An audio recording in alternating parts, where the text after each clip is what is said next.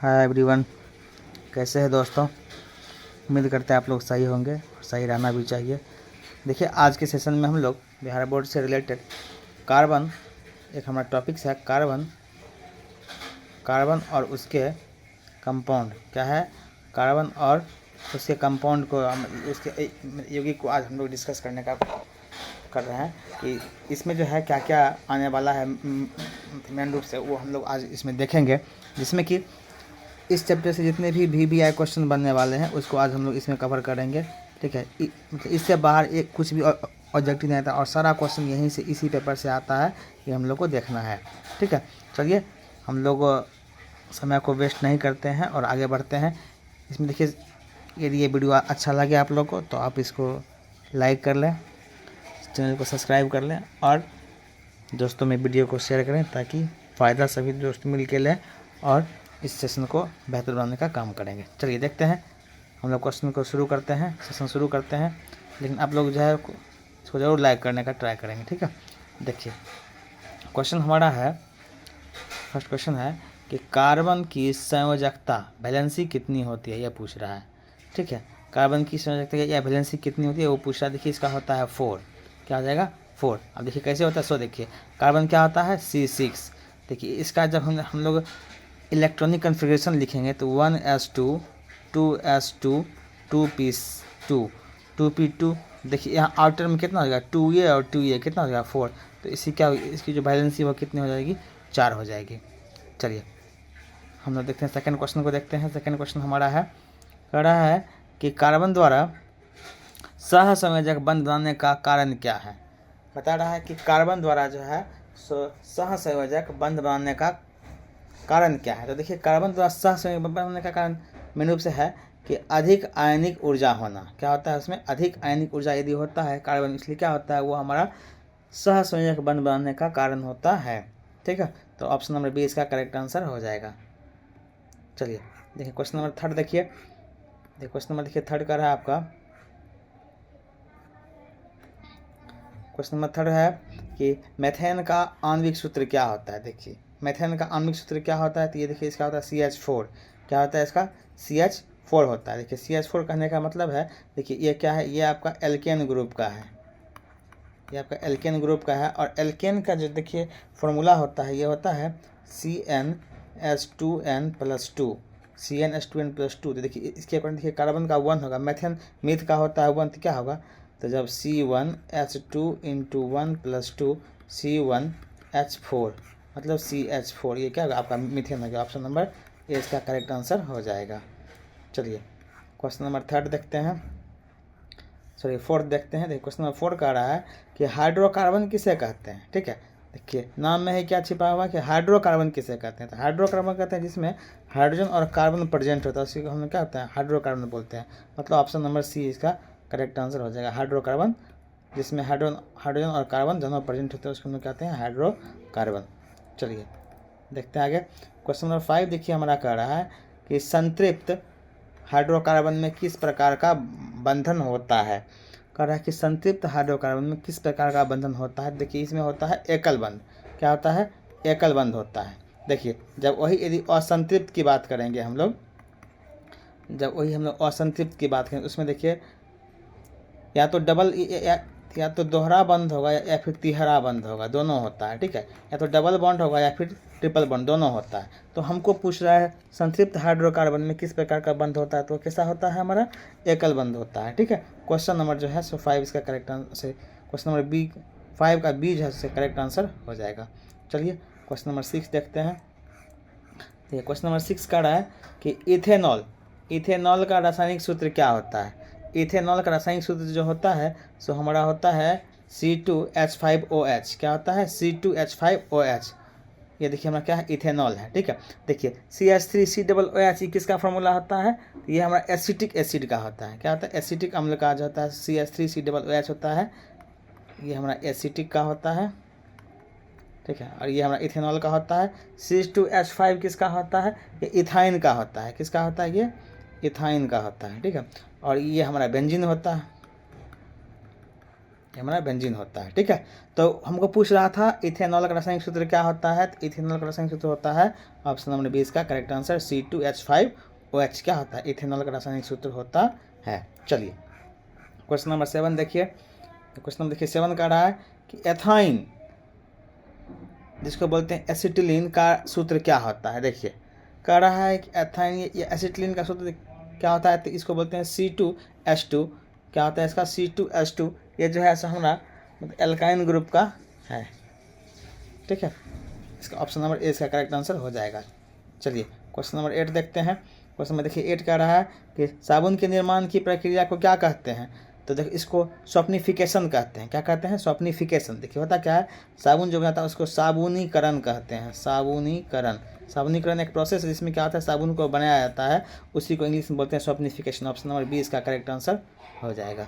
चलिए आगे बढ़ते हैं। क्वेश्चन नंबर देखिए 9, क्वेश्चन नंबर 9 का रहा है सिरके का मुख्य घटक क्या है।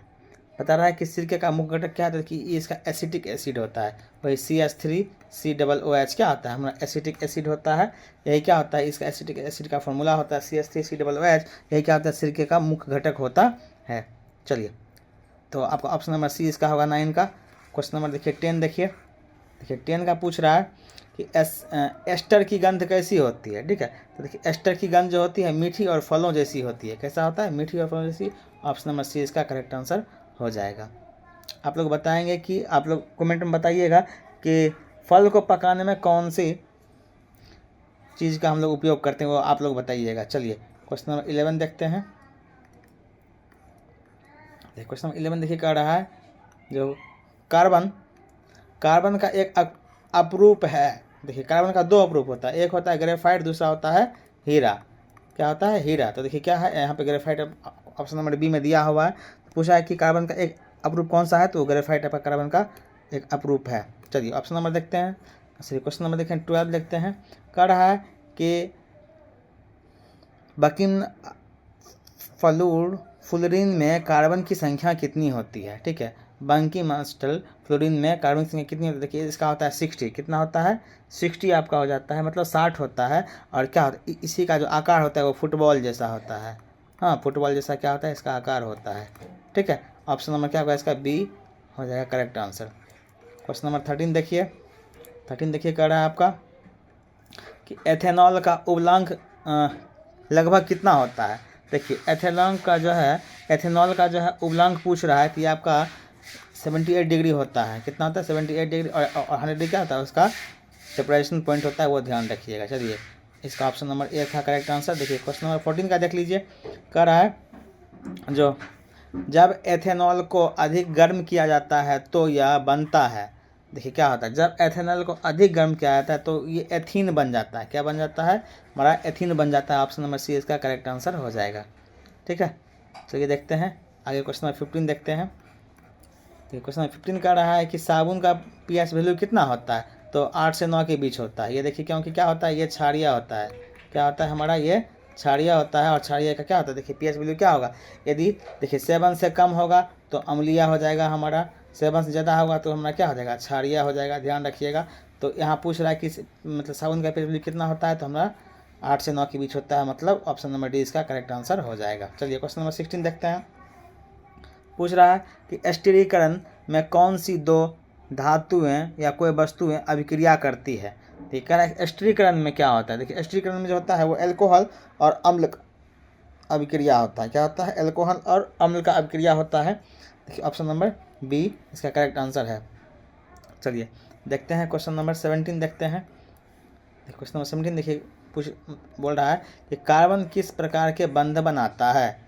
कार्बन जो है सो हमारा सहसंयोजिक बंध बनाता है। क्या बनाता है, सहसंयोजिक बंध बनाता है। ये इसका ऑप्शन नंबर बी इसका करेक्ट आंसर हो जाएगा। चलिए देखते हैं आगे। क्वेश्चन नंबर 18 देखिए। क्वेश्चन नंबर 18 देखिए कह रहा है आपका कि C डबल बॉन्ड C कौन सा बंध है। देखिए यहीं पे लिखा हुआ है C डबल बॉन्ड C जो है सो कौन सा बंध है। देखिए यहाँ लिखा हुआ है डबल बॉन्ड लिखा हुआ है, लिखा हुआ है ये दोहरा बंध होता है। ठीक, कैसा बंध होता है, दोहरा बंध होता है। चलिए शुरू करते हैं क्वेश्चन नंबर 19। देखिए कह रहा है कि एथीन जो है सो किस समूह का सदस्य है। एथीन जो है सो किस समूह का सदस्य है। एथीन जो है सो हमारा एल्कीन ग्रुप का सदस्य है। एल्कीन, ध्यान रखना है, ये एल्केन नहीं, एल्कीन, ठीक है।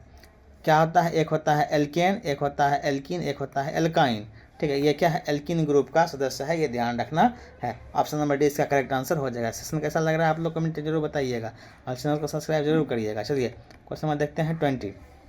तो क्वेश्चन नंबर देखिए 20 हमारा कह रहा है एथेनॉल में कौन सा समूह होता है। देखिए एथेनॉल में कौन सा समूह होता है, सो देखिए अंत में क्या लगा हुआ है, नॉल, ध्यान रखना है, क्या लगा हुआ है, नॉल लगा हुआ है। ये क्या होता है, एल्कोहल ग्रुप का होता है। क्या होता है, एल्कोहल समूह का होता है, जिसको डबल बॉन्ड OH मतलब सिंगल बॉन्ड OH हम लोग बोलते हैं। मतलब ये क्या होता है हमारा बी ऑप्शन में इसका करेक्ट आंसर हो जाएगा एथेनॉल, ठीक है। चलिए देखते हैं आगे क्वेश्चन नंबर देखिए 21।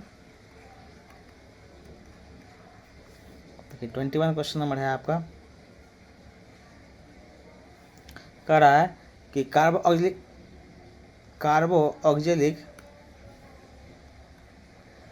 ऑक्जेलिक समूह का सूत्र क्या है। ध्यान रखिएगा, क्या कर रहा है कि कार्बो ऑक्जेलिक समूह का सूत्र क्या है, तो बॉन्ड COOH क्या होता है हमारा, कार्बो ऑक्जेलिक समूह का सूत्र होता है, फंक्शनल ग्रुप का होता है। ऑप्शन नंबर बी इसका करेक्ट आंसर हो जाएगा। चलिए आगे बढ़ते हैं, क्वेश्चन नंबर 22 देखते हैं। इसमें हम लोग 40 क्वेश्चन को कवर किए हैं, जिसमें कि बहुत ही इंपॉर्टेंट है। एथीन का सामान्य नाम क्या है, ध्यान दीजिएगा, क्या है, एथीन का सामान्य नाम क्या है इसका। तो एथीन का जो है वो सामान्य नाम हमारा एथिलीन है। क्या है, एथिलीन। इसमें देखिए डी ऑप्शन मिसप्रिंट हो गया, कोई बात नहीं है, ठीक है। क्या हुआ, एथिलीन, एथीन का जो सामान्य नाम क्या है, एथिलीन है, ठीक है। क्या है, एथिलीन है, ध्यान रखना है इस चीज़ को। चलिए क्वेश्चन नंबर देखिए 23। पता है इसमें जितना भी क्वेश्चन हम लोग कवर किए हैं सब क्वेश्चन बहुत ही इंपॉर्टेंट है। जब एग्जाम देख आइएगा तो फिर उसमें हम लोग इसका टेली करेंगे, बिल्कुल ये 100% देखिएगा, इसी से मैच रहेगा क्वेश्चन, ठीक है। कह रहा है कि साबुन किस प्रकार का यौगिक है। साबुन जो है तो किस प्रकार की यौगिक, तो देखिए क्षारीय है। अभी तो हम लोग बात किए थे क्या था, क्षारीय। इसका pH वैल्यू क्या होगा, 8 और 9 के बीच का होता है, ठीक है। चलिए क्वेश्चन नंबर देखिए 24 देखते हैं। क्वेश्चन देखिए 24 आपका है कि डिटर्जेंट में सिरा हेड होता है। हाँ, क्या कर रहा है कि डिटर्जेंट में सिरा हेड क्या होता है, मतलब जल प्रिया होता है। ऑप्शन नंबर बी इसका क्या होगा, करेक्ट आंसर हो जाएगा। चलिए आगे देखते हैं। देखिए क्वेश्चन नंबर देखिए 25 का रहा है आपका कि कार्बन की श्रृंखलाबद्ध संरचना कहलाती है। कार्बन की श्रृंखलाबद्ध संरचना क्या कहलाती है, तो कैटेनेशन कहलाती है। क्या कहलाता है, कैटेनेशन कहलाती है। ऑप्शन नंबर से ए क्या होगा, करेक्ट आंसर हो जाएगा। चलिए आगे देखते हैं क्वेश्चन नंबर 26 देखिए 26 देखते हैं हम लोग। कह रहा है कि एथेन का सूत्र क्या होता है, ध्यान रखिए, क्या कह रहा है, एथेन का सूत्र क्या होता है, तो C2H6। अभी हम लोग बताए थे, देखिए C2H2 × 2 + 2 क्या होगा, C2H4 + 2 क्या होगा, C2H6 क्या होता है, इसका फॉर्मूला होता है। ऑप्शन नंबर ए से क्या होगा, करेक्ट आंसर हो जाएगा। चलिए क्वेश्चन नंबर 27 देखते हैं हम लोग। देखिए क्वेश्चन नंबर 27 हमारा कह रहा है कि अल्कोहल के नाम में कौन सा प्रत्यय होता है। देखिए अल्कोहल के नाम में क्या होता है, अल प्रत्यय होता है। क्या होता है हमारा, अल प्रत्यय। ऑप्शन नंबर बी जो है सो इसका करेक्ट आंसर हो जाएगा। चलिए देखते हैं आगे 28 देखिए, 28 में देखिए हमारा कह रहा है कि एथेनॉल का दहन किससे होता है। एथेनॉल का दहन किससे होता है, तो आपका CH2 मतलब कार्बन डाइऑक्साइड और मतलब क्या होता है, हाइड्रोजन के साथ होता है। क्या होता है, एथेनॉल का दहन होता है जब, तो वो किसे देता है, तो यही देता है जब एथेनॉल का, जब उसको हम लोग जैसे एथेनॉल को जब ऑक्सीजन के प्रेजेंस में जलाएंगे तो CO2 और H2O हम लोग को गिव आउट करता है, वही क्या आता है। ऑप्शन नंबर ए जो है इसका करेक्ट आंसर हो जाएगा। चलिए क्वेश्चन नंबर देखते हैं 29 देखते हैं। हमारा कह रहा है कि सबसे सरल हाइड्रोकार्बन क्या है। सबसे सरल हाइड्रोकार्बन क्या है, तो हमारा मीथेन है सबसे सरल हाइड्रोकार्बन। ये ऑप्शन नंबर सी इसका करेक्ट आंसर हो जाएगा। चलिए देखते हैं क्वेश्चन नंबर 30 देखिए। क्वेश्चन देखिए 30 कह रहा है कि साबुन पानी में क्या बनता है। ठीक है, साबुन जो है सो पानी में क्या बनता है, तो माइसिल बनता है। ध्यान रखना है, ये फोम जेल ये सब नहीं लिखना है, माइसिल बनता है। ठीक है, चलिए ऑप्शन नंबर जो है इसका सी करेक्ट आंसर है। आगे बढ़ते हैं क्वेश्चन नंबर 31। इसमें हम लोग 40 क्वेश्चन कवर किए हैं। ठीक है, देखिए कह रहा है कि एथिल एल्कोहल का दूसरा नाम क्या है। ध्यान रखना है, एथिल एल्कोहल का दूसरा नाम क्या है, इसको बोलते हैं एथेनॉल। हाँ, ये देखिए एल्कोहल ग्रुप का होगा। ठीक है, हाँ एल्कोहल ग्रुप का होगा। ठीक है, इसमें क्या बोलते हैं, एथेनॉल बोलते हैं। चलिए 31 हो गया। आगे देखते हैं, कह रहा है हमारा 32 नंबर देखिए क्वेश्चन कह रहा है कि फलों की सुगंध किसके कारण होती है।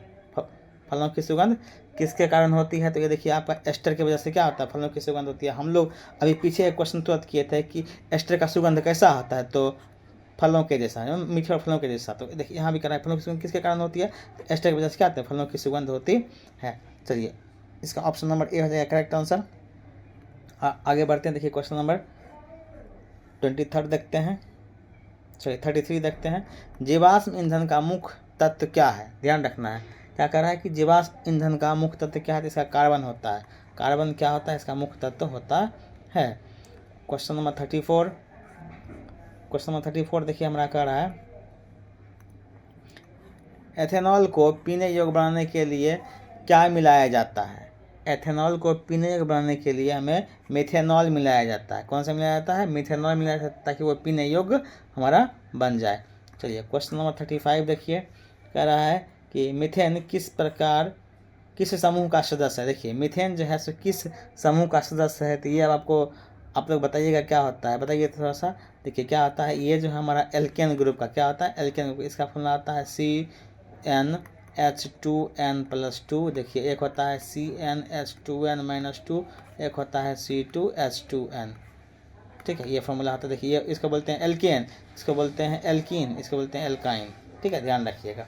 चलिए तो क्या होगा, हमारा ऑप्शन नंबर जो है सो ए इसका करेक्ट आंसर हो जाएगा। चलिए क्वेश्चन नंबर 36 देखते हैं। कह रहा है कि एथाइन में कितने बंध होते हैं?